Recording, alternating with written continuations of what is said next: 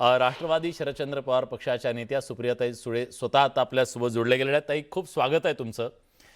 थोडी स्पष्टता येणं खूप गरजेचं आहे की पक्षाच्या मनात नेमकं काय आहे आणि पक्षाच्या अंतर्गत नेमकं काय आहे, काय सुरू आहे, खरंच एनडीएच्या सोबत जाण्याचा काही विचार आहे का?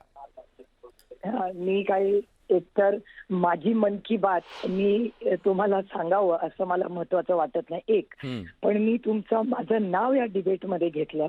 मला तुम्ही एक ज्येष्ठ पत्रकार आहात असं मला वाटत होतं। तुम्ही असा उल्लेख केला की मी म्हणले की मी 21 वेळा विनोद तावडेंना भेटले।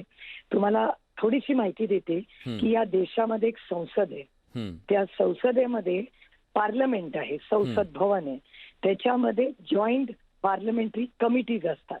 त्या कमिटीज मध्ये या देशाचं माझं भाग्य आणि बारामती लोकसभा मतदारसंघाचा आशीर्वाद की 4 जॉईंट पार्लमेंटरी कमिटीज मध्ये मला काम करायची संधी मिळाली आणि त्या 4 जॉईंट पार्लमेंटरी कमिटीज मध्ये सगळ्या पक्षाचे लोक असतात आणि पक्षाच्या लोकांशी चर्चा करून देशाची धोरणं ठरवली जातात। जी कुठलाही पक्ष नसतो, देशाचं हित केंद्रबिंदू ठेवून आम्ही निर्णय करतो, ज्याला इंग्रजीत पॉलिसी मेकिंग म्हणतात। त्याच्यामुळे त्या पॉलिसीमध्ये ना भारतीय जनता पक्षाचा विचार ना काँग्रेसचा विचार असतो, ती मोठी पॉलिसी देशाच्या हिताची असते। उदाहरण तुम्हाला सांगते, ऑपरेशन सिंदूर, जेव्हा ऑपरेशन सिंदूर झालं तेव्हा जेव्हा हल्ला झाला भारतावर, तेव्हा आदरणीय पवार साहेब पहिले देशाचे नेते होते जे म्हणाले की सगळे मतभेद, राजकीय मतभेद बाजूला, भारतावर जर हल्ला असेल तर आम्ही सरकारच्या बाजूने उभं राहणार। आणि त्यानंतर काँग्रेसचेही आपण आभार आणि कौतुक केलं पाहिजे की काँग्रेसनेही निर्णय घेतला की आम्ही सरकार बरोबर उभं राहणार, कारण का देशाचा ऐक्याचा आणि सुरक्षिततेचा प्रश्न आहे। तेव्हा आम्ही सगळे मतभेद बाजूला ठेवून ऑपरेशन सिंदूर, पेहलगामच्या हत्या जेव्हा झाली पेहलगामला, त्याच्यानंतर जगभर आम्ही भारताची वाचून 50 खासदार देशभर जगभर फिरलो। ते देशाच्या ताई, माझं म्हणणं हेच आहे की तुमचा भाजपच्या सोबतचा संवाद खूप चांगला आहे। तुमचा भाजपच्या सोबतचा संवाद खूप चांगला आहे।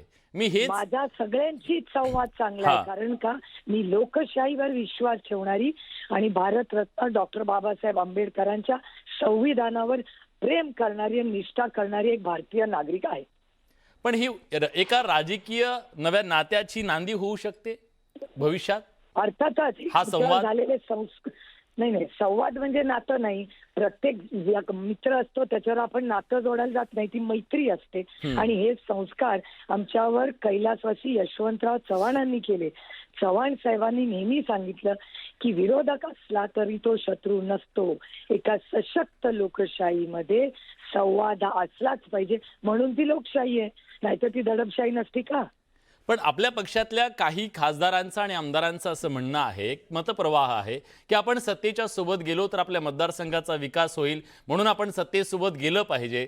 या मतप्रवाहाच्या बद्दल आपलं काय म्हणणं आहे? माझ्या कानावर आजपर्यंत अशी कुठलीही चर्चा आलेली नाही। तुमचे जे सोर्सेस आहेत ना ते कोण आहेत हे जरा चाचपणी करा, कारण का राष्ट्रवादी काँग्रेस पक्ष, शरदचंद्र पवार ह्याच्यात अशा कुठल्याही चर्चा कालही नव्हत्या आणि आजही माझ्या कानावर आलेल्या नाहीत। ठीक आहे, खूप खूप धन्यवाद ताई, तुम्ही बोललात त्याबद्दल। पण एक सांगायला हवं निश्चितपणे की सत्तेत जाण्याच्या याच मुद्द्यामुळे राष्ट्रवादी काँग्रेसमध्ये फूट पडली होती, मोठी फूट पडली होती, हेही तितकंच खरं आहे। त्यामुळे ही राजकीय चर्चा सातत्यानं घडत असते। पण सर, तुमचं म्हणणं पूर्ण करा। ताईंनी त्यांची प्रतिक्रिया व्यक्त केली। माने सर, तुमचं पूर्ण करा प्लीज, मी थांबवलं तुम्हाला।